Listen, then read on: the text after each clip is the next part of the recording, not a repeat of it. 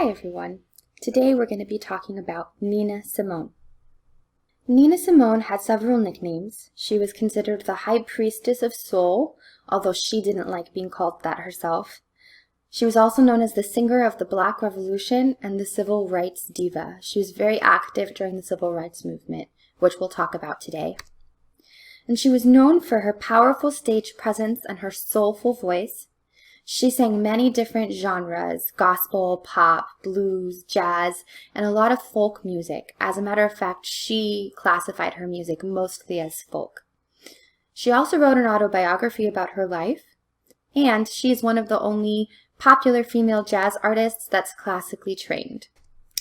Nina Simone was born Eunice Kathleen Wayman in Tryon, North Carolina on February 21st, 1933. She began playing piano at age 3 and sang in her church choir. And her childhood dream was actually to become recognized as the first African-American professional classical pianist. Her parents and her piano teacher really believed in her talent, and so did her community, and so they all got together and put some funds together for her so that she could achieve her dream of becoming a pianist. And with these funds and support, she actually got into Juilliard to study classical piano. Unfortunately, after a couple of years, it became too expensive and she ran out of money. So she moved back home, which at the time for her family was Philadelphia. And she tried out for the Curtis Institute of Music as it was a more affordable program. However, she did not get into the Curtis Institute, and she believed that the school denied her admittance because she was African American. After her rejection from the Curtis Institute of Music, she turned away from classical music and put that dream of being a classical pianist aside. So she started playing jazz and blues piano in Atlantic City in the 1950s. And after a while, at the request of venue owners, she started singing along to her music. She took the stage name Nina, that came from a nickname that her boyfriend gave her, and Simone, inspired by the French actress Simone Signoret. She released her first full album in 1957 with Bethlehem Records. And in 1958, she released her first hit called I Loves You Porgy in 1958, and this sold 1 million copies. Over the next 4 decades, Nina Simone recorded 40 albums with various record labels, including RCA. Her mid-career was really highlighted by the civil rights movement. By the mid-1960s, she befriended Martin Luther King and Malcolm X, and she performed at many civil rights demonstrations, giving her the title, the voice of the civil rights movement. In 1963, she wrote her first anthem for the civil rights movement in response to violence against African Americans in the South. One event in particular that precipitated this song was the Birmingham bombing of the 4 African American girls in their church.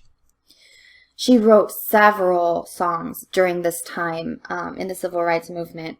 And after the assassination of Martin Luther King in 1968, Simone and her bassist Greg Taylor wrote the song Why, the King of Love is Dead. And they performed it at the Westbury Music Festival, so it was heard by a lot of people.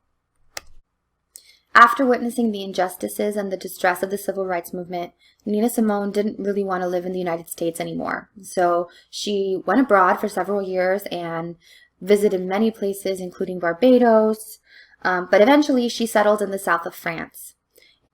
Once the advocacy and demonstrations of the civil rights movement was over, she also began recording again in 1978. And she kind of had this second surge in her career when her song My Baby Just Cares For Me was featured in a United Kingdom Chanel No. 5 commercial. In her later years, she battled with breast cancer, and she died on April 21st, 2003 at 70 years old. Nina Simone was a global catalog bestseller, and she sold over 1 million CDs in the last decade of her life. She was given 3 honorary doctorates from Amherst College, Malcolm X College, and the Curtis Institute of Music, which is where she actually got rejected when she auditioned to be a classical pianist.